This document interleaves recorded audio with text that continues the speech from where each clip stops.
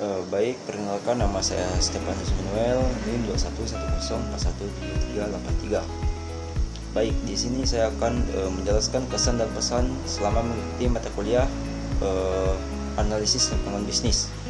Baik, untuk yang pertama, kesan saya mengikuti kuliah manajemen pemasaran memberikan saya banyak wawasan baru mengenai strategi pemasaran, perilaku konsumen, dan pentingnya analisis pasar.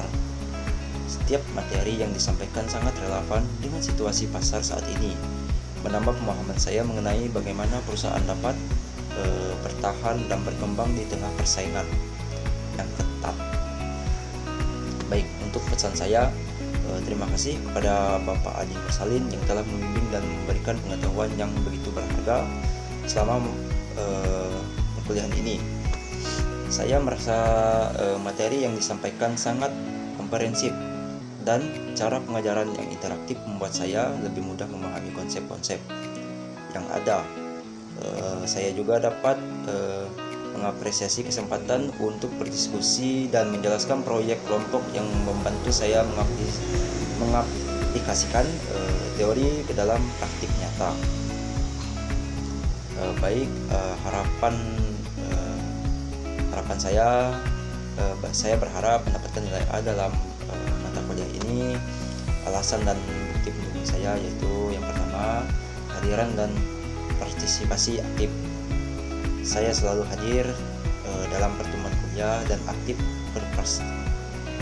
berpartisipasi dalam diskusi kelas.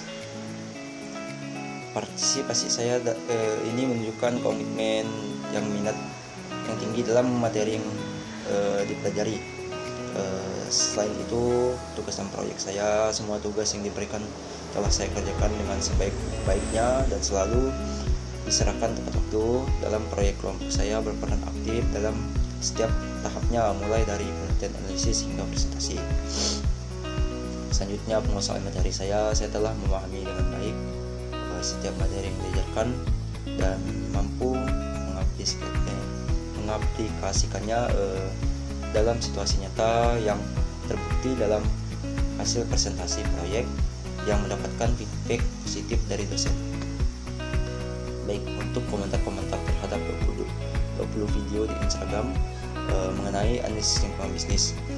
Video yang pertama yaitu seperti video yang menjelaskan pentingnya analisis SWOT dalam menentukan kekuatan, kelemahan, peluang, dan ancaman yang dihadapi oleh perusahaan. Analisis ini sangat berguna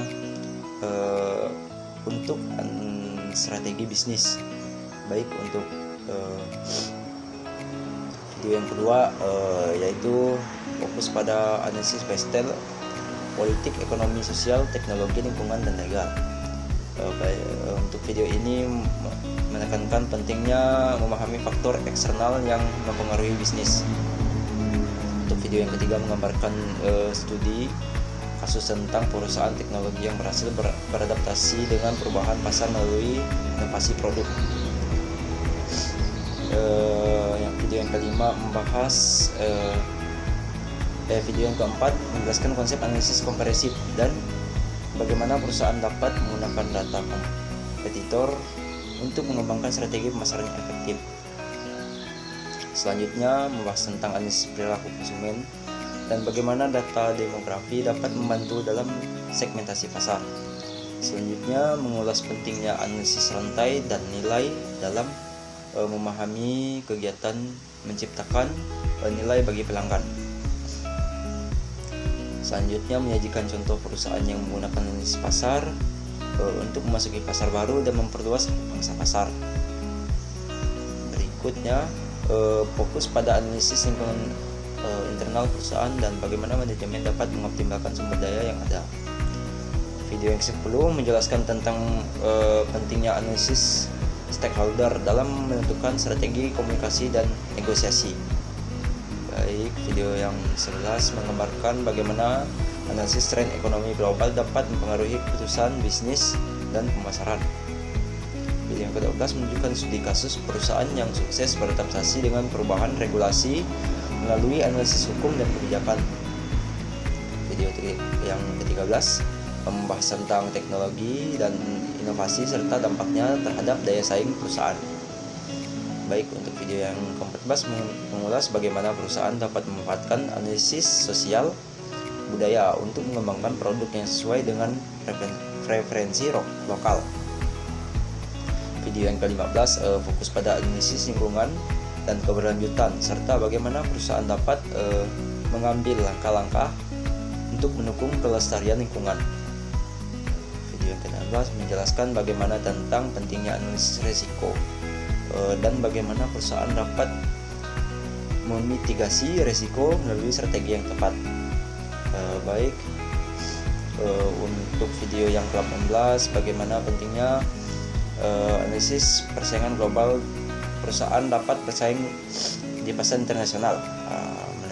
Selanjutnya menunjukkan contoh analisis pasar yang digunakan untuk startup.